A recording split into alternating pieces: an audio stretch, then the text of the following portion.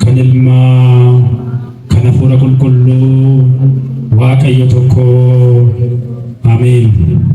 Ameen. Kabajamoo abbaa keenyaa luba Abbabee itti gaafatamaa mana amantaa kanaa kan ta'an akkasuma kabajamtoota abbootii keenya lubootaa, kabajamtoota obboleewwan daaqonootaa, kabajamtoota obboleewwan keenyaa barattoota dilbataa akkam jirtu?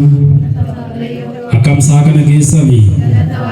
Egaa Waaqayyo gooftaa keenya Yesuus Kiristoos akka balleessaa fi akka cubbuu keenya otoo nutti hin lakkaa'ini guyyaa kanaan kan nu ga'e guyyaa eebbifamtuu kanaan mana qulqullummaa kanattis akka argamnee sagalateeffannu kan nuuf eeyyameef galanni Waaqa keenyaaf haa ta'u. Akkasuma isa galateeffannee kan biraafuu hin dandeenye haadha Waaqayyoo kan jedhamte qulqulleettii giiftii keenyaa Dubroo Maariyaam maqaan isheetis kan galatoomee fi kan eebbifame nuuf haa taatu.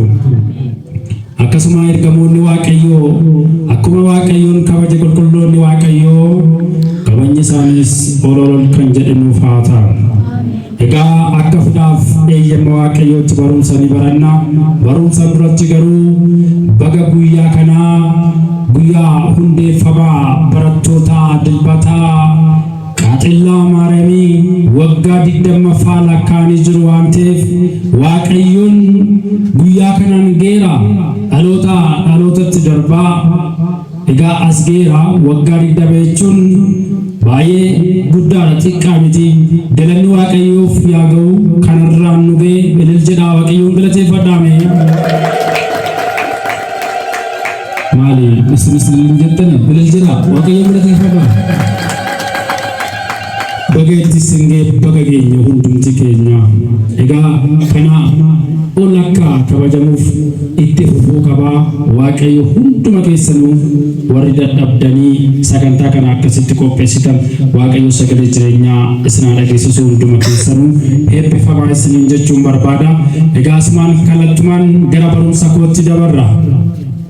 Kan nu barsiisuu kan nu gorsuu Waaqayyo gooftaa keenya Yesuus Kiristoosidha. Egaa barumsi kootis akkas jedha. Namni Waaqayyo sodaatu akkatti eebbifamaa jedha. Mina duuba jedha. Namni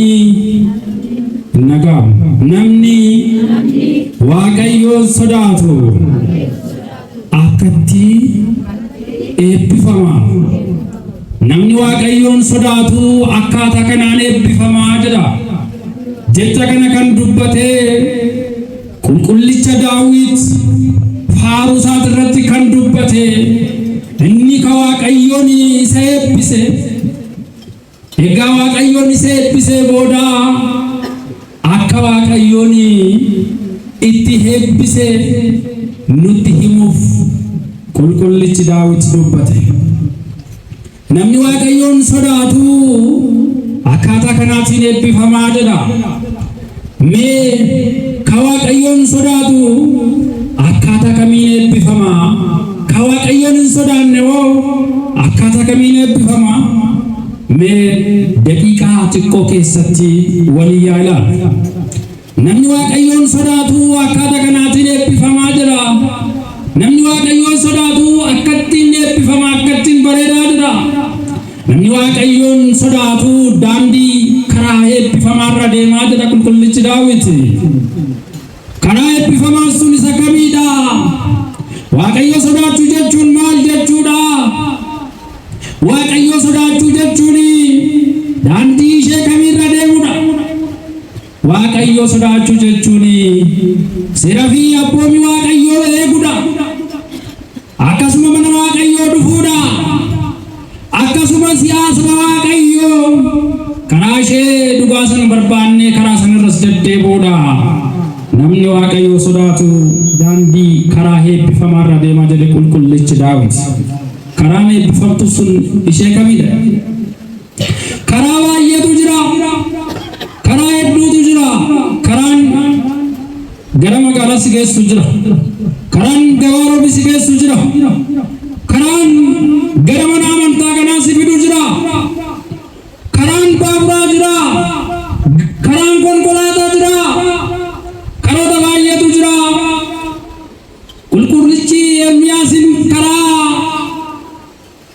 isba dandi sanirras dhaabadha dandi ishee jalqabaa san gaafadha isheerras deddeebi'aa lubbuun keessan boqonnaa argatti jira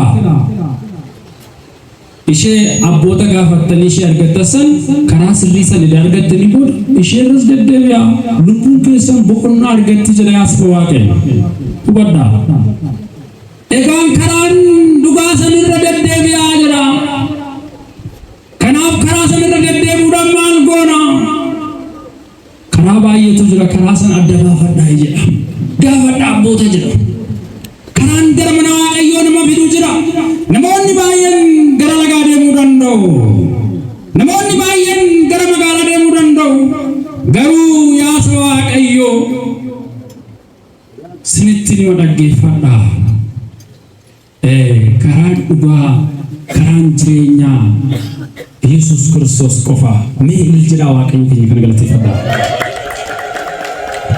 Egaas Waaqayyo wangeela Luqaas boqonnaa 5 lakkoofsa 1 kaatanii yoo dubbistanii barattoonni gooftaa keenya Yesus Kristos qurxummii kiyyoo isaaniitiin qabuudhaaf gara galaana deemanii jira galma warraaqaan ka'anii gaafa gara galaanatti deeman garuu ganamarraa ka'anii qurxummii qabachuudhaaf akkasuma qurxummii saniin jireenya isaanii fooyyessuudhaaf ijoollee isaanii ittiin guddisuudhaaf ganama warraaqaan ka'anii gara maalitti deemani gara maalitti deeman gara galaana qurxummii qabuudhaaf qurxummii saniin ijoollee ittiin barsiisu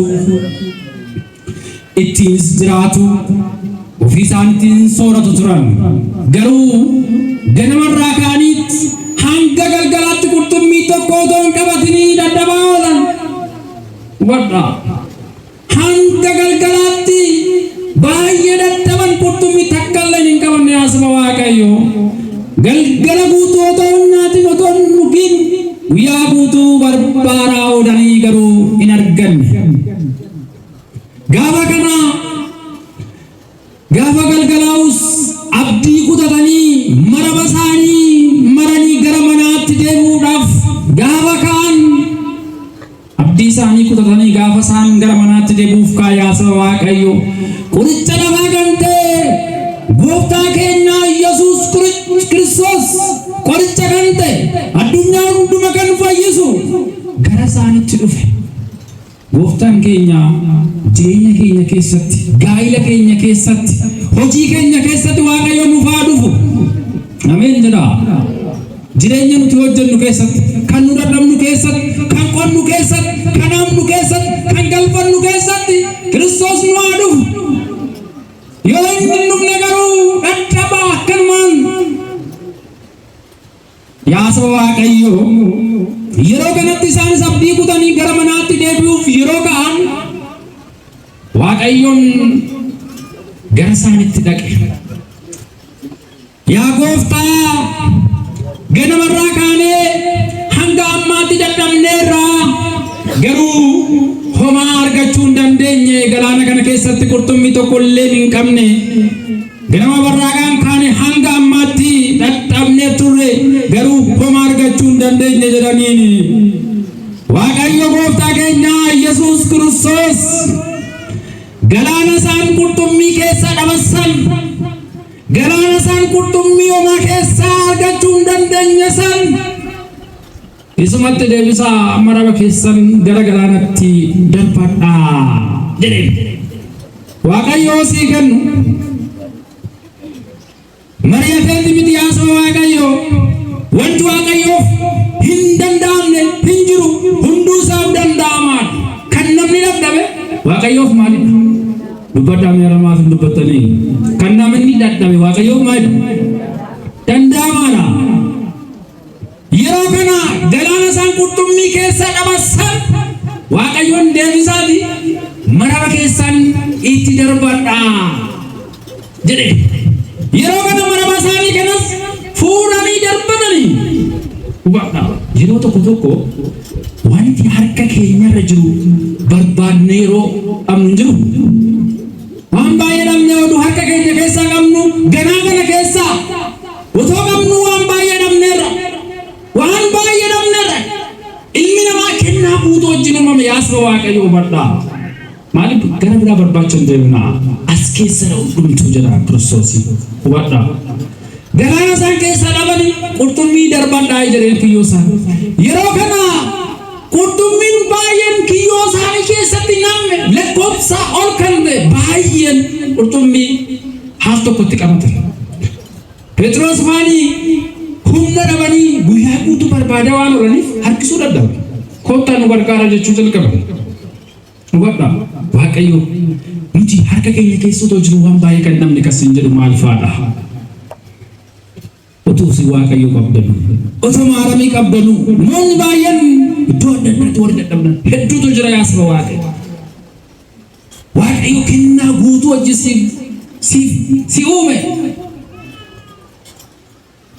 Waaqayyo kenna gurguddaa hojjesuume kabaja hojjesuume ilmi namaa kabaja qaba hubadhu gara mana waaqayyootti garuu kootu waaqayyo faana namni waaqayyo sodaatu akkaataa kanaatiin eebbifamaa jira as dhuftanii sagalee waaqayyo dhaggeeffachuun mee yeroo sagalee waaqayyo dhageessan keessi keessan maaltu sitti dhaga'ama gammachuu tasfaa abdii sitti dhaga'ama jarri kun abdii kutanii turan namoonni baay'een irra jireenya keenya keessatti warri jireenya isaanii keessatti abdii kutan hedduutu jira namoota baay'eedhaan kan abdii kute jiraachuuf kan dadhabe utuma qotu namni hebba qabu jira dur isaan abbootiin keenya kitaabni qulqulluun dubbatu doomadhaan qofforanii ofirra dabarsanii biyya alaatti fillee ni laatu